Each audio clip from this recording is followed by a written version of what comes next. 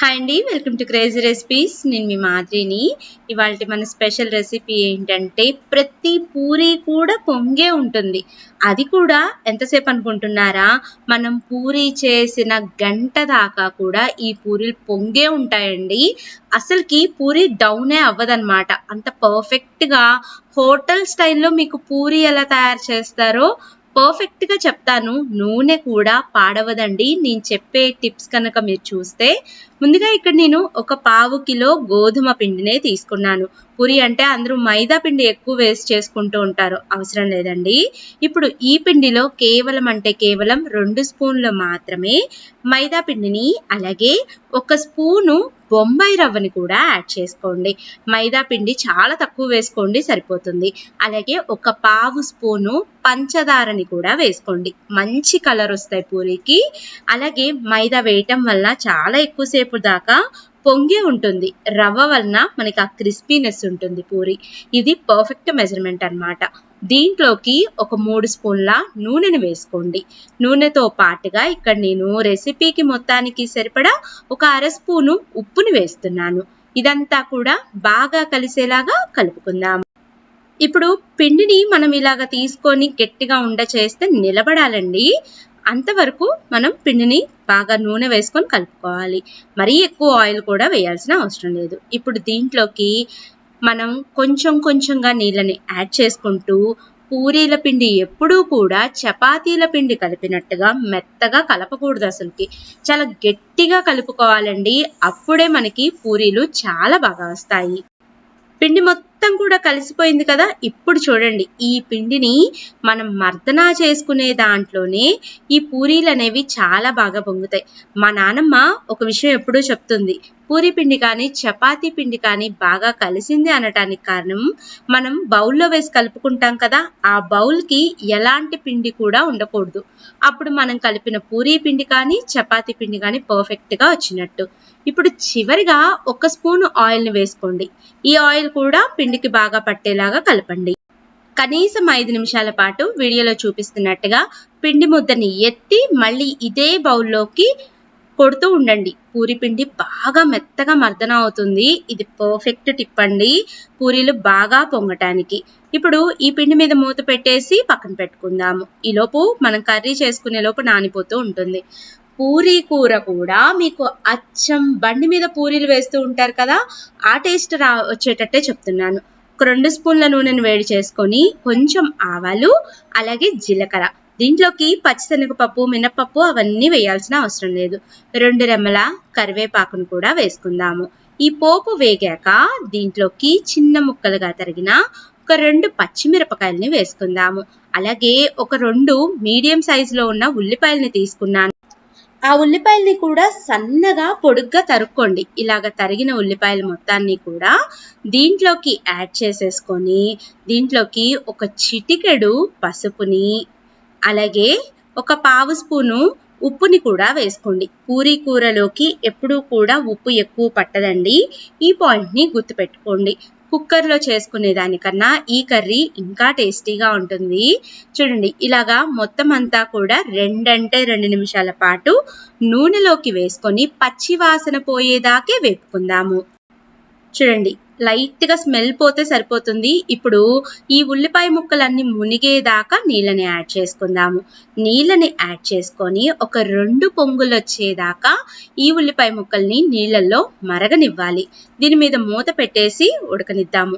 ఇది ఉడికేలోపు మనం శనగపిండిని కలుపుకుందామండి. మనం 3 ఉల్లిపాయలని తీసుకున్నాం కదా, 3 ఉల్లిపాయలకి 2 పెద్ద స్పూన్ల శనగపిండి అయితే సరిపోతుంది. టేబుల్ స్పూన్ అండి, టీ స్పూన్ కాదు. ఇలాగ శనగపిండిని తీసుకొని దీంట్లోకి కొంచెం వాటర్ని కూడా యాడ్ చేసుకొని ఉండలు లేకుండా మొత్తాన్ని నీట్గా కలిపెట్టుకోవాలి. మనం ఈ శనగపిండి కలుపుకునే లోపే మనకి పూరీ కూర ఉడికిపోతుందండి. అంటే ఆ ఉల్లిపాయలు అన్నీ కూడా సాఫ్ట్గా అయిపోయి ఉంటాయి. చూడండి, ఇలాగా మనకి వాటర్ ఉంటాయి. అలాగే ఉల్లిపాయ కనుక మనం గెరటతో కట్ చేస్తే మెత్తగా వచ్చేస్తుంది. నేను తీసుకున్న 3 ఉల్లిపాయలకి ఒక చిన్న బంగాళదుంపని చక్కగా ఇలాగ మెత్తగా స్మాష్ చేసేసి దీంట్లోకి యాడ్ చేసేయండి. చూడండి, ఇలాగ మెత్తగా మనం చేత్తోటి ప్రెస్ చేస్తే సరిపోతుంది. ముందుగానే ఉడకపెట్టుకుంటే మన ప్రాసెస్ అంతా కూడా చాలా ఈజీ అయిపోతుంది. ఇప్పుడు ఇదంతా కూడా ఇంకొకసారి బాగా కలిసేలాగా కలుపుకోవటమే. ఇప్పుడు లాస్ట్ అండ్ ఫైనల్ మనం చేయాల్సింది ఏంటంటే, ముందుగా మనం కలిపి పెట్టుకున్న శనగపిండి మిశ్రమం ఉంది కదండి, ఇంకొకసారి మొత్తం అంతా కూడా బాగా కలిసేలాగా కలుపుకొని దీంట్లోకి వేసేయటమే. మనం అటు తిరిగి ఇటు చూసేలోపు పూరీ కూర రెడీ అయిపోతుందండి. చూడండి, మొత్తం అంతా కూడా ఇలాగ బాగా కలిసేలాగా కలుపుకొని స్టవ్ ఆఫ్ చేసేయటమే. పూరీ కూరలోకి అందరూ కూడా కొత్తిమీరాకు చల్లుతూ ఉంటారు, కానీ కొత్తిమీరాకు అస్సలు వేసుకోవద్దండి పూరీ కూరలోకి. దీని ఫ్లేవరే మారిపోతుంది అనిపిస్తుంది నాకు. చూడండి, మనకి పర్ఫెక్ట్గా కర్రీ రెడీ అయిపోయింది. స్టవ్ ఆఫ్ చేసేసి దీన్ని పక్కన పెట్టుకుందాం. ఇంకా పూరీలు ఎలా తయారు చేసుకోవాలో చూద్దాము. అది కూడా మన నూనె అనేది పాడవకుండా. నూనె పాడవకుండా ఉండటానికి మనం పూరీ ప్రెస్లో కనుక చేసుకుంటే పూరీలు పర్ఫెక్ట్గా వస్తాయి. దానికోసమని మనకి పూరీ ప్రెస్కి అతుక్కోకుండా ఉండటానికి ఆడి ఎకో బేక్ ఫుడ్ పేపర్ సర్కిల్స్ని తీసుకున్నాను. ఈ సర్కిల్స్ మనకి రకరకాల సైజెస్లో అవైలబిలిటీలో ఉన్నాయి.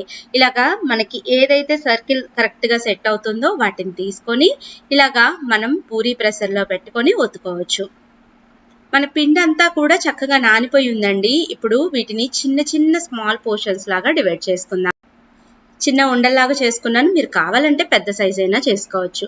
మనకి ఏదైతే మిగిలిపోయి ఉంటుందో పిండి ఒకేసారి మనం కలిపి పెట్టుకుంటే ఫ్రిడ్జ్లో పెట్టుకుంటే మనకి ఖచ్చితంగా 4 రోజుల దాకా నిల్వ ఉంటుందండి. ఇదే పిండితో మనం పుల్కాని కూడా ప్రిపేర్ చేసుకోవచ్చు, చాలా బాగుంటుంది. ఇంకో వీడియోలో చూపిస్తాను నేను మీకు. ఇప్పుడు మనం తీసుకున్న ఈ పూరీని ఒక ఉండని తీసుకొని ముందుగా మనం పెట్టుకున్న ఈ సర్కిల్ మధ్యలోకి పెట్టేసుకొని దాని మీద ఇంకొక పేపర్ని పెట్టుకొని ఇలాగా పూరీ ప్రెసర్ని క్లోజ్ చేసి ఇలాగ గట్టిగా ప్రెస్ చేయటమేనండి. చూడండి, గట్టిగా ప్రెస్ చేసేస్తే మనకి పూరీ అనేది ప్రిపేర్ అయిపోతుంది. చాలా మంది పూరీలని సాదుతూ ఉంటారు కొంచెం పొడి మైదా పిండి పైన వేసి. ఆ పిండి అంతా కూడా నూనెలోకి తేరుకొని నూనె అంతా కూడా పాడవుతుందండి. అస్సలకి మనకి టేస్ట్ కూడా ఉండదు, ఈ పూరీ చేసుకున్నంత రుచి కూడా ఉండదు. ఇలాగ ట్రై చేసి చూడండి, నూనె అస్సలకి పాడవ్వదు. చూడండి, ఇలాగ పల్చగా మనం ఒత్తేసుకోవచ్చు అనమాట. నెక్స్ట్ పూరీలు బాగా పొంగటానికి కూడా వెడల్పుగా మందంగా ఉన్న ఇనుప బాండిని పెట్టుకోండి. మనం చూడండి, పూరీని వేసిన వెంటనే దాని వెమ్మట అదే బాగా పొంగుతూ వస్తుంది.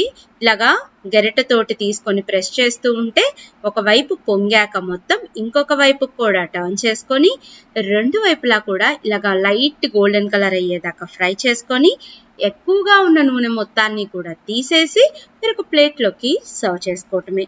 ఇదే విధంగా ఇదే పద్ధతిలో మనకి ఎన్నైతే పూరీలు కావాలో అన్నిటినీ కూడా ఒకేసారి ప్రిపేర్ చేసుకోవచ్చు. ఎంత సింపుల్గా ఎంత ఈజీగా టేస్టీగా తయారు చేసుకున్నామో కదండి. కొత్తగా పెళ్ళైన వాళ్ళు, అసలు పూరీ చేయటం రాని వాళ్ళు కూడా ఈ వీడియో చూశాక మీరు పర్ఫెక్ట్గా పూరీలు చేస్తారు. అలాగే మనం చేసిన పూరీలు మాత్రం గంట సేపైనా కూడా పొంగిన పూరీలు కిందకి సాఫ్ట్గా అవ్వవు, ఇలాగే నుంచొని ఉంటాయి, చాలా బాగుంటాయి. తప్పకుండా మీరు ఈ రెసిపీని ట్రై చేసి మీకు ఎలా కుదిరిందో చెప్పండి. ఆయిల్ చూసారా, మనకు అస్సలు పాడవలేదు. పూరీ మీద కూడా నల్లగా కూడా లేదండి, మంచి గోల్డెన్ కలర్లోకి ఫ్రై అయినాయి. ఈ పూరీలు పూరీ కూరని పెట్టుకొని తింటే అద్భుతంగా ఉంటుంది. ఎంత బాగా పొంగిందో చూడండి. నా వీడియో నచ్చినట్లయితే లైక్ చేయటం, షేర్ చేయటం, ఛానల్ని సబ్స్క్రైబ్ చేయటం అస్సలకి మర్చిపోవద్దు. Thank you for watching my videos. Bye bye. Hi friends, welcome to crazy recipes. నేను మీ మాదిరిని. ఇవాల్టి మన టేస్టీ స్పెషల్ రెసిపీ ఏంటంటే చోళే మసాలా. ఎంత టేస్టీగా ఉంటుందంటే మనం దోశ, చపాతీ, పూరి అలాగే రైస్లోకి తింటే అద్భుతంగా ఉంటుంది. దీన్ని ఇవాళ మనం ప్రెషర్ కుక్కర్లోనే తయారు చేసుకుంటున్నామండి. ఒక్కసారి మనం ఇలా తయారు చేసి పెట్టండి. ఒక్కొక్కళ్ళు కర్రీ కోసం 3-4 చపాతీలు ఎక్కువే తింటారు, అంత టేస్టీగా ఉంటుంది. దీనికోసం ముందుగా మనం 4 చిన్న చిన్న ఉల్లిపాయలని తీసుకొని ఇలాగా పేస్ట్ లాగా తయారు చేసుకొని పక్కన పెట్టుకోవాలి.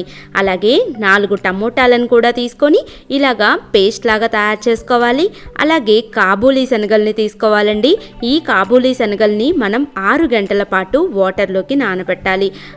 శనగల్ని ఎంతైతే బాగా నానపెడతామో అంత టేస్టీగా మనకి ఈ కర్రీ ఉంటుంది. అలాగే ఒక స్పూను అల్లం వెల్లుల్లి పేస్ట్ని కూడా ముందుగానే తయారు చేసుకొని పెట్టుకోవాలి. ఇప్పుడు మనం ప్రాసెస్లోకి వెళ్ళిపోదాము.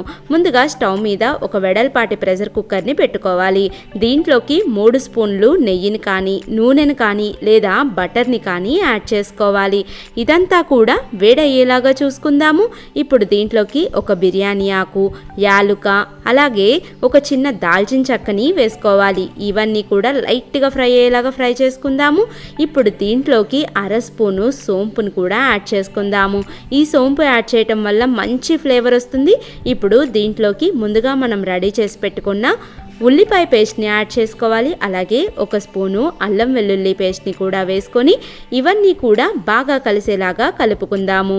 ఇప్పుడు దీని మొత్తాన్ని కూడా మనం 3 నిమిషాల పాటు పచ్చివాసన మొత్తం కూడా పోయేదాకా ఇలాగే ఫ్రై చేసుకుందాము. చూసారా, మనకి ఆల్మోస్ట్ ఆఫ్ ఆల్ ఫ్రై అయిపోయింది. ఇప్పుడు మనం దీంట్లోకి స్పైసెస్ని యాడ్ చేసుకుందాము. నేను ఇక్కడ 1/2 స్పూను కారాన్ని వేస్తున్నాను. అలాగే 1/2 స్పూను జీలకర్ర పొడిని కూడా వేసుకుందాము. ఈ రెండు కూడా బాగా కలిసేలాగా కలుపుకుందాము. మనం ఉల్లిపాయ పేస్ట్లోనే కారము అలాగే మసాలాలు వేసుకోవటం వల్ల మనకి మంచి ఫ్లేవర్ వస్తుంది కర్రీ మొత్తానికి కూడా. అలాగే ఉల్లిపాయ కూడా తొందరగా బాగా మగ్గిపోతుంది స్మెల్ లేకుండా. చూసారా, ఇలాగా 2 నిమిషాల పాటు మనం వేయించుకోవాలి. ఇప్పుడు దీంట్లోకి మెయిన్ ఇంపార్టెంట్ అయిన చోళే మసాలా అండి. మనకి ఏ సూపర్ మార్కెట్లో అయినా దొరుకుతుంది. నేను ఇక్కడ 2 స్పూన్లు చోళే మసాలాని కూడా యాడ్ చేసుకొని ఇంకొక 2 నిమిషాల పాటు ఇలాగే ఫ్రై చేశాను. ఇప్పుడు దీని మీదకి మనం ప్రెషర్ కుక్కర్కి మూత పెట్టకుండా పైన ఊరికే అలాగా 2 నిమిషాల పాటు పెట్టుకోవాలి. చూసారా, 2 నిమిషాల పాటు పెడితే బాగా మగ్గిపోయింది. ఇప్పుడు దీంట్లోకి ముందుగా మనం తయారు చేసుకున్న 1 కప్పు టమోటా పేస్ట్ని కూడా యాడ్ చేసుకోవాలి. ఈ పేస్ట్ అంతా కూడా బాగా కలిసేలాగా కలుపుకుందాము. ఇక్కడ మనం వెనక వైపు గ్యాస్ కట్టర్ పెట్టకుండానే మనం ఈ మూతని అనేది క్లోజ్ చేసుకోవాలి. అప్పుడే మనకి పర్ఫెక్ట్గా కర్రీ అనేది తయారైపోతుంది పచ్చివాసన లేకుండా. చూసారా, మనకి ఎంత బాగా కలర్ఫుల్గా వచ్చేసిందో కర్రీ. ఇప్పుడు మళ్ళీ దీని మీద 2 నిమిషాల పాటు మూత పెట్టుకుందాం. మనకి ఆయిల్ అంతా కూడా పైకి బాగా ఫ్లోట్ అయింది. ఇప్పుడు దీంట్లోకి ముందుగా మనం నానబెట్టుకున్న శనగల్ని కూడా వేసుకొని ఇలాగా మొత్తం అంతా కూడా బాగా కలిసేలాగా కలుపుకుందాము. చూసారా, మనకి అన్నీ కూడా బాగా మిక్స్ అయిపోయినాయి. ఇప్పుడు దీంట్లోకి మనం ఏదైతే కప్పుతోటి ఉల్లిపాయ పేస్ట్ని తీసుకున్నామో అదే కప్పుతోటి 2 కప్పులు వాటర్ని యాడ్ చేసుకోవాలి. ఈ నీళ్ళన్నీ కూడా బాగా కలిసేలాగా కలుపుకుందాము. ఇప్పుడు ఈ కూర మొత్తానికి సరిపడా 1/2 స్పూను ఉప్పును కూడా యాడ్ చేసుకుందాము. అలాగే దీని ఫ్లేవర్ ఇంకా టేస్టీగా ఉండాలంటే దీంట్లోకి 1/4 స్పూను గరం మసాలా పౌడర్ని కూడా యాడ్ చేసుకుందాము. ఇప్పుడు ఈ ఉప్పు గరం మసాలా కూడా బాగా కలిసేలాగా కలుపుకుందాము. చూసారా, మనకి కర్రీ చూస్తేనే పర్ఫెక్ట్ కన్సిస్టెన్సీలో ఉంది. ఎంత టేస్టీగా ఉంటుందంటే ఈ కర్రీ కోసమే మనం పూరీలు చపాతీలు ఎక్కువగా తింటాము. అంత టేస్టీగా ఉంటుంది. మనం ఈ కర్రీ చేస్తే మెచ్చుకోకుండా అస్సలకి మానరు. ఇప్పుడు మనం ప్రెషర్ కుక్కర్ మీద మూత పెట్టేసుకొని 4 విజిల్స్ వచ్చేలాగా చూసుకుందాము. 4 విజిల్స్ వచ్చాక మనం ప్రెషర్ అంతటిని తీసేసి మూత తీసి ఒకసారి చెక్ చేసుకుందాము. చూసారా, కర్రీ మొత్తం కూడా పర్ఫెక్ట్గా కుక్ అయింది. ఆయిల్ అంతా కూడా పైకి బాగా ఫ్లోట్ అయింది. ఇంకొకసారి ఇదంతా కూడా బాగా కలిసేలాగా కలుపుకుందాము. చూసారా, మనకి కాబూలీ చనా కూడా పర్ఫెక్ట్గా కుక్ అయింది. ఇంకొకసారి మొత్తం అంతా కూడా బాగా కలుపుకొని స్టవ్ ఆఫ్ చేసుకొని సర్వింగ్ బౌల్లోకి సర్వ్ అవుట్ చేసేసుకుందాము. ఉత్త కర్రీ అయినా అలా తినేస్తూనే ఉంటారండి. నా వీడియో మీకు నచ్చింది అనుకుంటున్నాను. చాలా అంటే చాలా టేస్టీగా ఉంది. నా వీడియో నచ్చినట్లయితే లైక్ చేయండి, షేర్ చేయండి, అలాగే నా ఛానల్ని సబ్స్క్రైబ్ చేసుకోండి. సబ్స్క్రైబ్ చేశాక పక్కనున్న బెల్ ఐకాన్ని యాక్టివేట్ చేయండి. లేటెస్ట్ వీడియో అప్డేట్స్ అన్నీ మీకు అవైలబిలిటీలో ఉంటాయి. Thank you for watching my videos. Bye bye.